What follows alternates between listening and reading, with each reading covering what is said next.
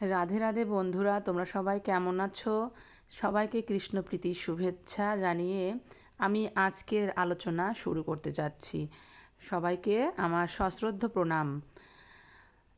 শ্রীকৃষ্ণ ভজনের জন্য বিভিন্ন ধরনের সম্পর্ক প্রয়োজন আছে আমাদের ভগবান শ্রীকৃষ্ণের সঙ্গে। বিভিন্ন রসের মাধ্যমে ভগবান শ্রীকৃষ্ণ তার লীলারস আস্বাদন করেন। সেই রসের ভিতরে আজ আমি সম্বন্ধ রস নিয়ে আলোচনা করব।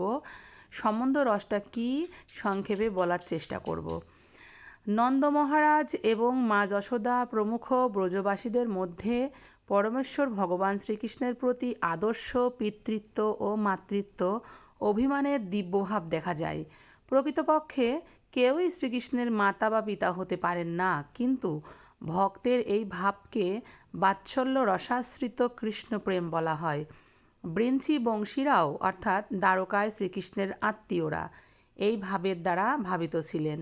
সুতরাং বাৎসল্য রসে শ্রীকৃষ্ণের প্রতি স্বতঃস্ফূর্ত অনুরাগ দ্বারকায় বৃঞ্চি বংশীয় ও ব্রজবাসী উভয়ের মধ্যেই দেখা গিয়েছিল। বৃঞ্চি ও ব্রজবাসীরা শ্রীকৃষ্ণের প্রতি যে স্বতঃস্ফূর্ত অনুরাগ প্রদর্শন করেছেন তা তাদের নিত্যভাব। বৈধিভক্তির স্তরে এই অনুরাগের আলোচনা করার কোনো প্রয়োজন নেই, কেননা অধিক উন্নত অবস্থাতেই কেবল তা স্বতঃস্ফূর্তভাবে প্রকাশিত হয়। এর অর্থ হলো ভগবান বিভিন্ন রস আস্বাদন করেন ভক্তদের সেবার ওপরে নির্ভর করে।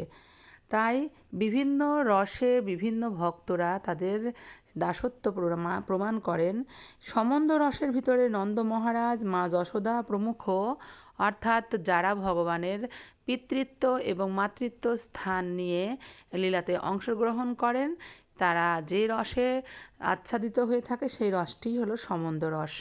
তাই আমরা ভগবানকে প্রীতি সাধনের জন্য, ভগবানের সেবার জন্য ভগবানের কোনো একটি সম্পর্কের ওপরে ভিত্তি করেই আমরা আমাদের ভক্তির জীবন পার করতে পারি। তবে প্রথমত আমাদের ভগবানের দাসত্ব স্বীকার করাটাই হচ্ছে আমাদের কর্তব্য, এবং মনে মনে যদি ভগবানকে আমরা সন্তান রূপে, স্বামী রূপে, বন্ধু রূপে, সখা রূপে যদি চাই, সেটা ভগবান আমাদের অবশ্যই পূরণ করে দেবেন, যেমন করেছেন নন্দ মহারাজ, মা যশোদা প্রমুখ, এছাড়াও আরও দ্বারকাবাসীরা, যারা সবাই এই সম্বন্ধ রসের অংশীদার।